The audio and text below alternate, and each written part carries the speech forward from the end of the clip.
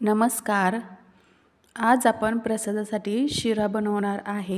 वेगवेगळ्या प्रकारचे शिरे बनवले जातात, पण सगळ्यांचा आवडता शिरा म्हणजे हा रव्याचा शिरा आणि देवापुढे पण याचाच प्रसाद दाखवला जातो. बनवायला खूप सोपी अशी ही रेसिपी आणि टेस्टीला तर अप्रतिम.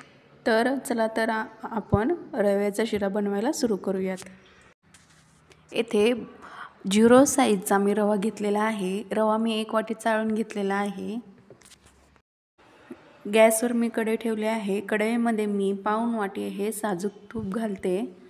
तूप हे चांगलं गरम करून घ्यायचं. तूप हे चांगलं गरम झालं तर त्यामध्ये 1 वाटी चाळून घेतलेला रवा यामध्ये मी पूर्ण टाकत आहे.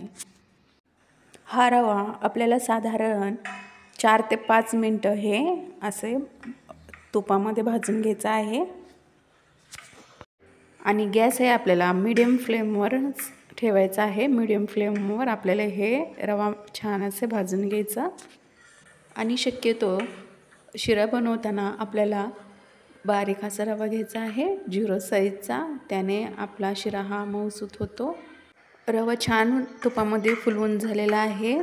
असंच आपल्याला किमान 3 ते 4 मिनिट रवा असा तुपामध्ये परतून घ्यायचा आहे,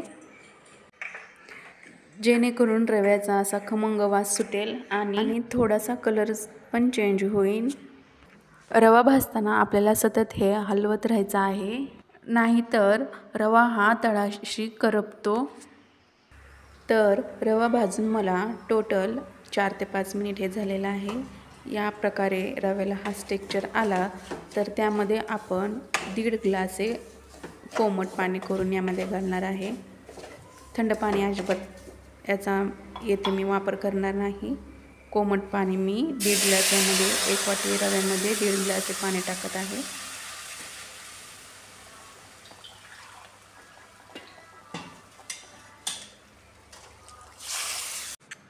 रवा हा आपला येथे आपण असं फिरवून घ्यायचं आहे, जेणेकरून यामध्ये मोठे मोठे अशा गाठी राहणार नाहीत.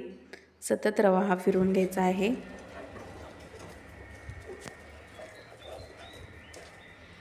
आता तुम्ही पाहू शकता रव्याने सर्व पाणी हे ॲब्झॉर्ब केलेलं आहे.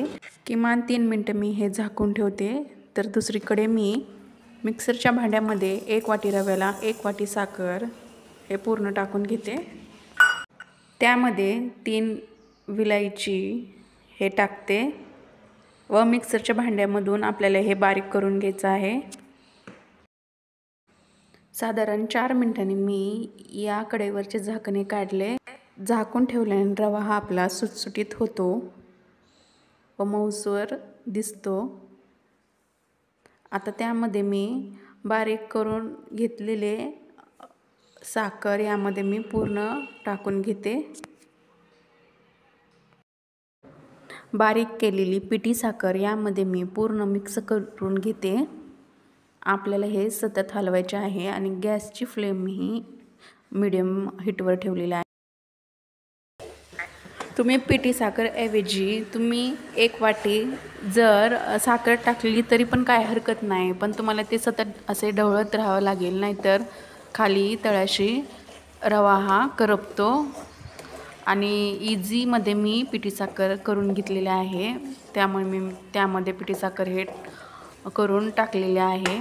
आणि रवा ही आपला मऊसूत होतो आणि खायलाही टेस्टी लागते.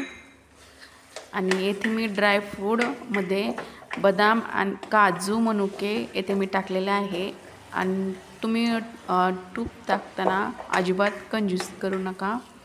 जेवढे तुम्ही तूप टाकाल तेवढा तुमचा शिरा हा सुटसुटीत मऊ असा होणार आहे. आता कढईवर मी एक झाकण ठेवते.